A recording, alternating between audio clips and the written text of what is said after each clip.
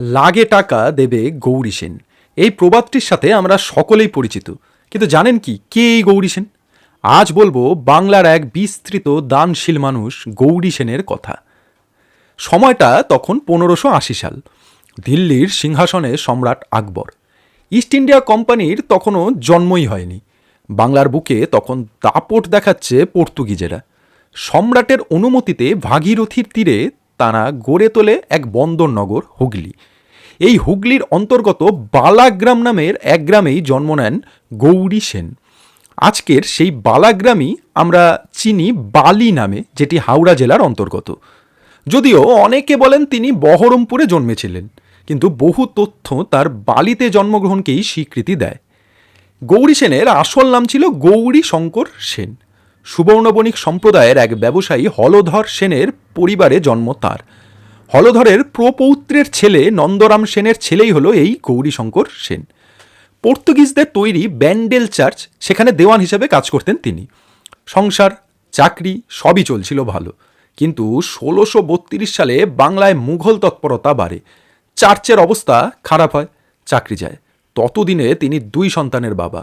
অন্ন কষ্ট, টাকার টান, ঠিক তখনই তিনি সিদ্ধান্ত নেন বৈদেশিক বাণিজ্যে নামবেন। পরিচয় হয় বিখ্যাত ব্যবসায়ী বৈষ্ণবচরণ শেঠের সঙ্গে। সমান অংশীদারিত্বে শুরু হয় ব্যবসা, এবং এখানেই ঘটে এক অবিশ্বাস্য ঘটনা। একবার তারা নিলাম থেকে কেনেন এক ডুবে যাওয়া জাহাজের দস্তা। দস্তার নিচে লুকোনো ছিল রূপার মোহর। দস্তার আড়ালে সেটি নাকি পাচার হচ্ছিল বেআইনিভাবে। এক লহমায় ভাগ্য বদলে যায় এই গৌরী সেনের। এই সম্পদকে তিনি ঈশ্বরের দান হিসেবেই মেনে নেন। অল্প সময়ের মধ্যেই হয়ে ওঠেন বাংলার অন্যতম ধনী বণিক।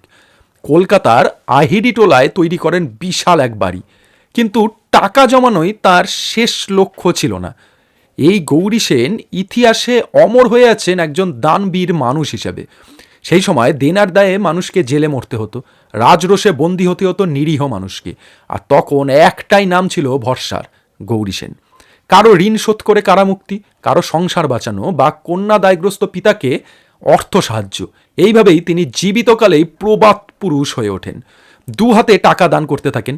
এই করে শেষ জীবনে নাকি তিনি নিজেই অর্থ কষ্টে ভোগেন। একবার ভাবুন শুধু।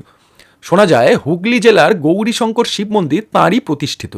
ব্যান্ডেল চার্চে কাজ করার সময় তিনি সংকল্প করেছিলেন, একদিন হিন্দুদের জন্যও আমি মন্দির বানাবো। হঠাৎ করে পাওয়া রূপার মোহরের সেই অর্থেই তৈরি হয় এই শিব মন্দির, কারণ তিনি সেই প্রাপ্তিকে শিবের দান হিসেবেই মনে করতেন। মন্দিরের ফলক থেকেই জানা যায় 1667 সালে তাঁর মৃত্যু হয়। আজও তার উত্তরসূরিদের বাড়ি আছে বেলগাছিয়ায়। এমনকি শোনা যায় বেলগাছিয়া মেট্রো স্টেশন, সেটিও নাকি তৈরি হয়েছে এই গৌরী সেনেরই জমির ওপর। অর্থের অহংকার নয়, দয়া আর দানশীলতাই একজন মানুষকে অমর করে রেখেছে। তিনি গৌরী সেন।